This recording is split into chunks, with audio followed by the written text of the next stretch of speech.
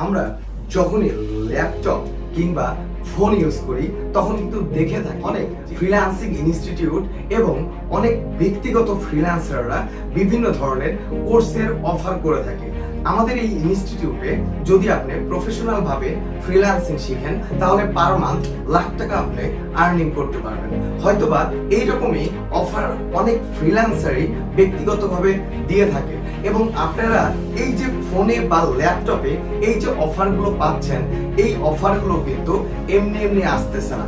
এই অফারগুলোর পেছনেও কিন্তু কিছু রহস্য রয়েছে। সেই রহস্যটা হচ্ছে তারা কিন্তু ফেসবুকে বিভিন্ন ধরনের অ্যাডস ক্যাম্পেইন রান করে দেওয়ার কারণেই কিন্তু এই অ্যাডগুলো আপনার সামনে আসছে। সেম জিনিসটাই আমরা দেখি ইউটিউবে যখন আমরা একটা গান বা মুভি দেখার চেষ্টা করি, ঠিক তখনই কেন যেন ফ্রিল্যান্সিং রিলেটেড কোনো একটা অ্যাড চলে আসে এবং সেখানেই কিন্তু আপনাদেরকে বলা হয় যে আমাদের ইনস্টিটিউট থেকে বা আমার কাছ থেকে যদি আপনি ফ্রিল্যান্সিং শিখেন তাহলে পার মান্থ লক্ষ টাকা কিন্তু আর্নিং করতে পারবেন। আর আপনারা যে ভুলটি করে থাকেন সেটা হচ্ছে এইরকম চকরদার বিজ্ঞাপনগুলো দেখে সেই ইনস্টিটিউট বা সেই ব্যক্তিগত ফ্রিল্যান্সারের কাছে ফ্রিল্যান্সিং শেখা শুরু করেন এবং একটি প্রতারণার ফাঁদে কিন্তু পড়ে যান। আপনারা অনেকেই আছেন যারা আমাকে ব্যক্তিগতভাবে মেসেজ করেছেন এবং আমার ফ্রিল্যান্সিং এর এই অভিজ্ঞতাতে আমি যেটা দেখেছি যে অনেকেই কিন্তু ভুল ইনস্টিটিউটে অ্যাডমিশন নেওয়ার কারণে এবং ভুল একজন ট্রেনারের কাছে অ্যাডমিশন নেওয়ার কারণে কিন্তু তাদের ফ্রিল্যান্সিং ক্যারিয়ার নষ্ট হয়ে গিয়েছে। কারণ যখন আপনি একটি ভুল ফ্রিল্যান্সিং ইনস্টিটিউটে অ্যাডমিশন নেবেন এবং ভুল একজন ট্রেনারের কাছ থেকে ফ্রিল্যান্সিং শেখার চেষ্টা করবেন, কিন্তু পরবর্তীতে যখন আপনি ব্যর্থ হবেন তখন কিন্তু আপনার ফ্রিল্যান্সিং নিয়ে কাজ করার আগ্রহটা আর আগের মতো কিন্তু থাকবে না।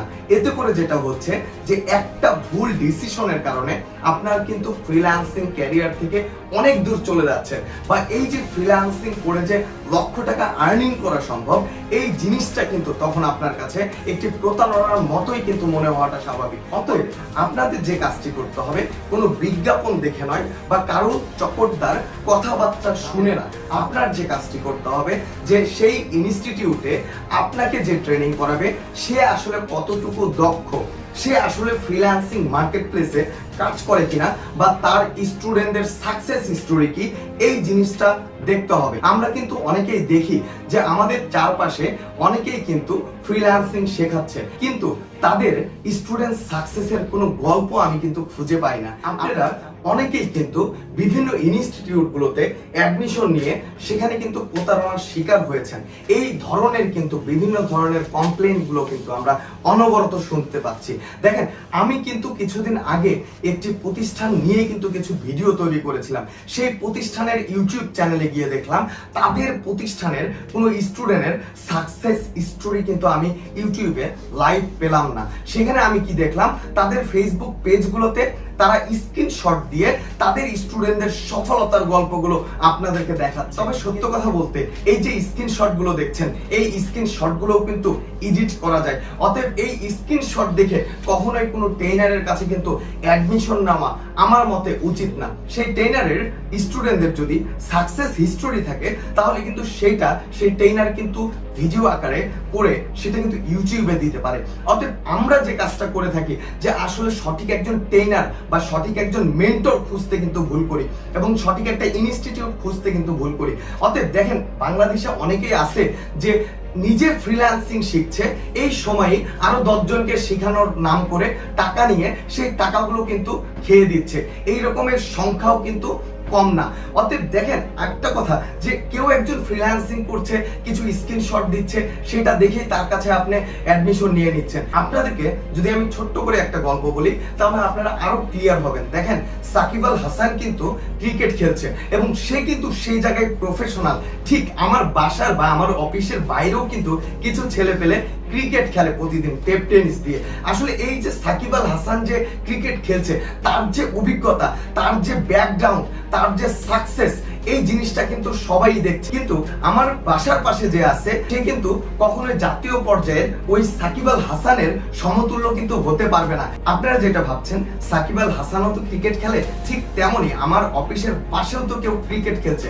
যখন ক্রিকেট খেলছে তখন অবশ্যই সে ক্রিকেট খেলা শিখিয়ে দিতে পারবে। ঠিক এই ধরনের চিন্তা ভাবনা থেকেই যেই আপনাকে বলে যে আমি ফ্রিল্যান্সিং করি, তার কাছেই আপনি ফ্রিল্যান্সিং শেখার জন্য আগ্রহ প্রকাশ করেন। অতএব এই জিনিসগুলো আপনাদের বুঝতে হবে যে আসলে কোন জায়গা থেকে আমরা ফ্রিল্যান্সিং শিখতে পারি।